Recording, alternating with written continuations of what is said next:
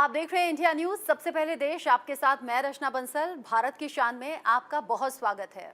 आजकल कैंसर बहुत सुनने को मिल रहा है, बहुत गंभीर बीमारी भी है और जो कैंसर का पेशेंट होता है उसे इलाज के साथ साथ मेंटल सपोर्ट की भी बहुत ज़्यादा ज़रूरत रहती है। कैंसर जिससे जुड़े बहुत से सवाल आपके और हमारे जहन में हैं, उन सभी सवालों का जवाब देने के लिए डॉक्टर आई.जी. पटेल हमारे साथ स्टूडियो में मौजूद हैं। Doctor IG. पटेल जिन्हें कम से कम 20 साल का एक्सपीरियंस है। डॉक्टर पटेल जो आई.जी. पटेल कैंसर फाउंडेशन के अध्यक्ष भी हैं और ऐसे बहुत से गरीब और ज़रूरतमंद लोग हैं जिनका इलाज वो मुफ्त में करते हैं। साथ ही साथ आर्थिक सपोर्ट भी ऐसे लोगों का होता है। कैंसर के इलाज के अलग अलग तरीके हैं, कैंसर भी अलग अलग प्रकार के होते हैं। इन सभी सवालों का जवाब हम डॉक्टर आई.जी. पटेल से जानेंगे। तो चलिए सवालों का सिलसिला शुरू करते हैं। Doctor IG. पटेल हमारे साथ में जुड़े हुए हैं। Doctor IG. पटेल, चूंकि कैंसर तो नाम से ही डर लग जाता है और जहां कैंसर का नाम आता है वहां इलाज के नाम पर हमने सबसे पहले कीमोथेरेपी का नाम सुना है, लेकिन ये सेल थेरेपी क्या है?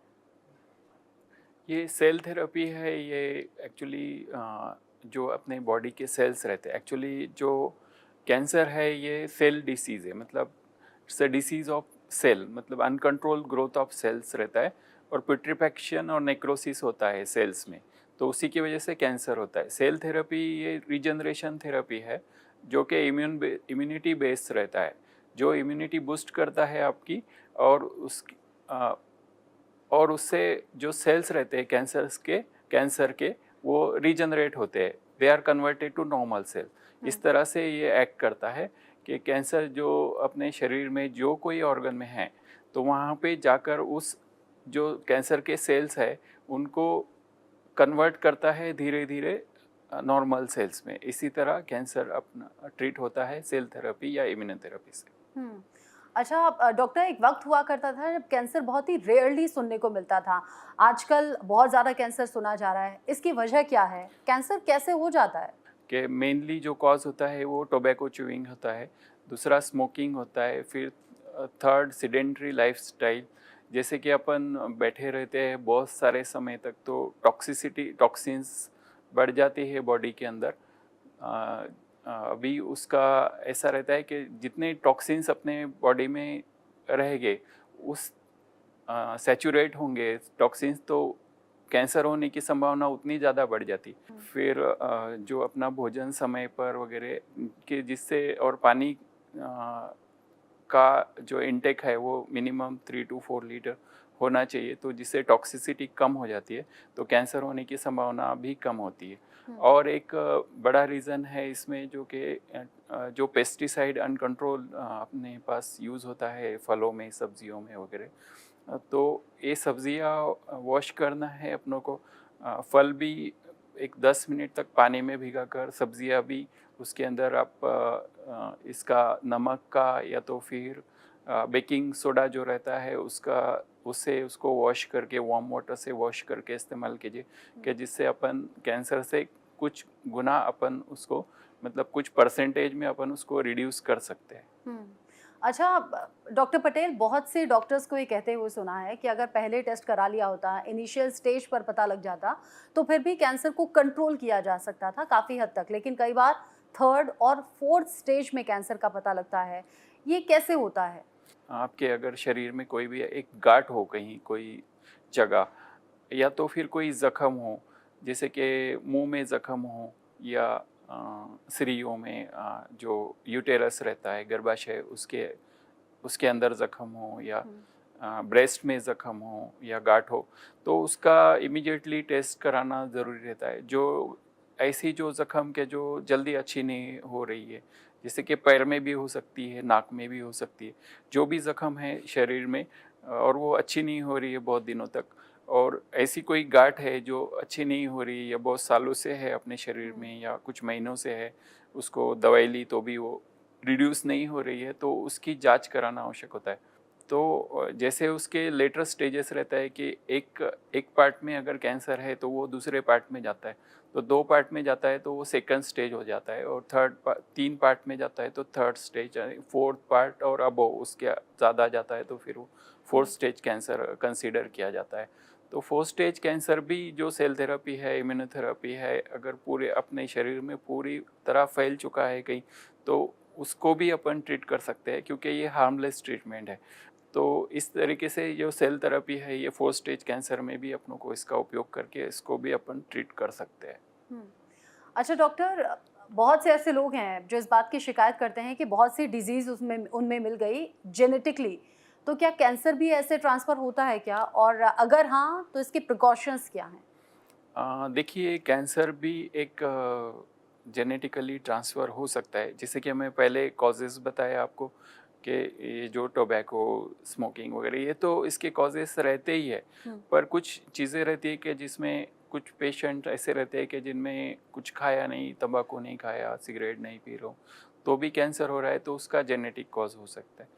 तो जेनेटिक कॉज अभी डिटेक्ट होता है। अगर कोई पेशेंट को कैंसर है तो उसके रिलेटिव्स या उसके बच्चे, भाई बहन या बच्चे जो भी रहते हैं उसके, तो उनको अपन टेस्ट कर सकते हैं कि इनको फ्यूचर में कैंसर हो सकता है या नहीं है, उनके जीन्स में कैंसर है या नहीं, इसका भी टेस्ट अभी हो जाता है। हमारे सेंटर पे हम लोग जो प्रिवेंटिव मेजर्स इसके लिए है, उसके लिए एक स्पेशल क्लिनिक स्टार्ट कर रहे हैं। वो वर्ल्ड में फर्स्ट क्लिनिक होगा जो जेनेटिक कॉज ऑफ कैंसर के लिए आप, जैसे कि आपके जेनेटिक में कैंसर है तो आपको प्रिवेंटिव ट्रीटमेंट क्या दे सकते हैं, इसके ऊपर कंटिन्यूस रिसर्च करके उस हिसाब से वो पेशेंट को पूरा ऑनलाइन गाइडेंस मिलेगा और उनको क्या क्या प्रिकॉशन लेना चाहिए।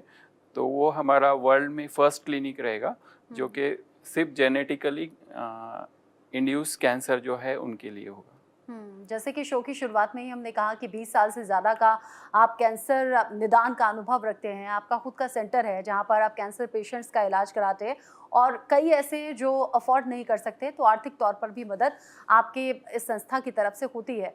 डॉक्टर पटेल, कैंसर के इलाज में सेल थेरेपी या फिर रीजनरेशन थेरेपी, इसका इस्तेमाल कैसे होता है? एक्चुअली सेल थेरेपी है वही जो रीजनरेशन, सेल रीजनरेशन होता है कि इम्यूनिटी बूस्ट करते हैं मेडिसिन से या आईवी के थ्रू, ओरल मेडिसिन और भी कुछ रूट से अपन ओरल से या नेज़ल से, सभी तरह से पेशेंट्स को दिया जाता है। ये उसकी जो इम्यूनिटी है वो बूस्ट की जाती है विविध प्रक्रियाओं द्वारा और उनका जो सेल रीजनरेशन कैपेसिटी है वो बढ़ाया जाता है। जो ऑर्गन में कैंसर है उस ऑर्गन की इम्यूनिटी बूस्ट की जाती है। और डॉक्टर पटेल, सेल थेरेपी का उपयोग होता कैसे है?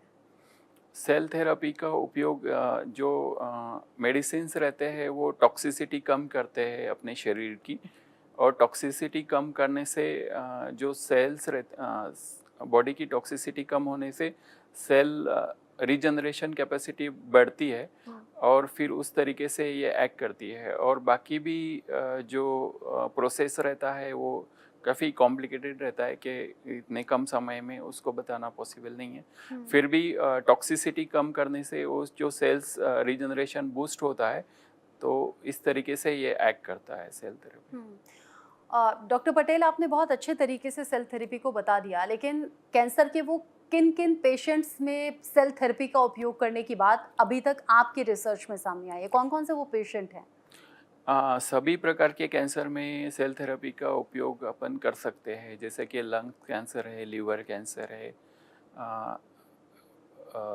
टंग कैंसर है, ओरल कैंसर, फेरिंग्स, लैरिंग्स, सभी तरह के कैंसर में अपन सेल थेरेपी का उपयोग कर सकते हैं। अच्छा ये बताइए, चूँकि कैंसर को लेकर अब अलग-अलग तरह की सवाल हैं ज़हन में, क्या कैंसर के जंतु यानी कि वायरस भी होते हैं क्या?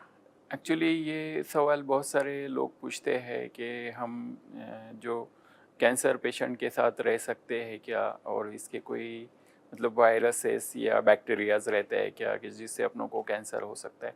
वैसा कुछ भी नहीं रहता है। मैं फर्स्टली बताया आपको कि कैंसर के कोई मतलब ऐसा डिसीज़ नहीं है, ये सेल का डिसीज़ है।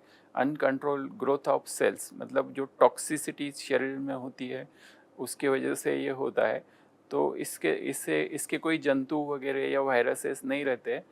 तो ये सेल्युलर डिसीज़ रहने से, एक दूसरे के साथ रहने से, खाने से, पीने से या रहने से, सोने से या कपड़े इस्तेमाल करने से, ऐसा कुछ भी नहीं है कि कैंसर इस तरीके से फैल सकता है। बहुत सारे पेशेंट्स को देखते हैं हम कि वो कैंसर है फैमिली में, तो उससे उनको लगता है कि अपनों को भी है, तो ऐसा कुछ भी नहीं है।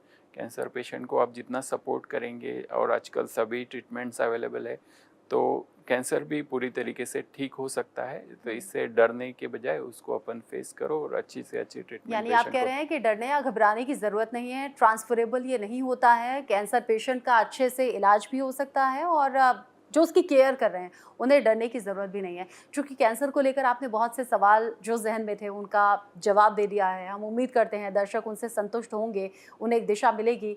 मैं आपसे ये भी पूछना चाहूँगी, चूँकि 20 साल से कैंसर निदान को लेकर आप काम कर रहे हैं, लंबा अनुभव आपको है। ये क्यों लगा? क्योंकि डॉक्टर्स के बारे में तो अच्छी खासी फ़ीस उनकी होती है। अच्छी फ़ीस के साथ वो अपना ये पेशा जारी रख सकते हैं। आपने क्यों सोचा कि लोगों को निःशुल्क इलाज मिले या आर्थिक तौर पर कुछ सपोर्ट हो जाए? एक्चुअली हम लोग देखते थे कि कुछ पेशेंट्स ऐसे आते हैं कि उनके पास कुछ भी पैसे नहीं रहते, फिर दवाई के लिए पैसे नहीं रहते, तो फिर अ, वो पेशेंट को अपन अपने हॉस्पिटल से वापस करना मुझे सही नहीं लगा। तो इस तरीके से फिर वो पहली शुरुआत हुई कि ये पेशेंट अगर पैसे के लिए वापस जाता है तो अपन इसके लिए कुछ ना कुछ करना चाहिए। इसके लिए फिर हम लोगों ने वो आईजी पटेल फाउंडेशन का नॉर्म रखा, और फिर उसके जगह फाइनेंशियल सपोर्ट पेशेंट्स को ट्रस्ट के थ्रू या गवर्नमेंट के थ्रू जैसे भी मिलता है, तो उस सपोर्ट के लिए उसके लिए स्पेशल एक डिपार्टमेंट ओपन करके उनको हम आर्थिक मदद दिलवाते हैं। भविष्य के लिए आपको बहुत सी शुभकामनाएं और आप जिस तरीके से कैंसर के पेशेंट्स का इलाज कर रहे हैं और जो सपोर्ट कर रहे हैं वो आगे भी आप ऐसे ही जारी रखें। बाकी कैंसर को लेकर जो भी मन में सवाल थे उनका आपने बहुत अच्छे से और बहुत विस्तार से जवाब दिया है। Doctor IG Patel, India news पर भारत की शान में आने के लिए बहुत बहुत धन्यवाद आपका। Thank you so much. धन्यवाद। तो चलिए इसी के साथ भारत की शान में आज के लिए बस इतना ही। अगली बार आपसे फिर होगी मुलाकात किसी और ख़ास मेहमान के साथ। तब तक मुझे दीजिए इजाज़त। नमस्कार।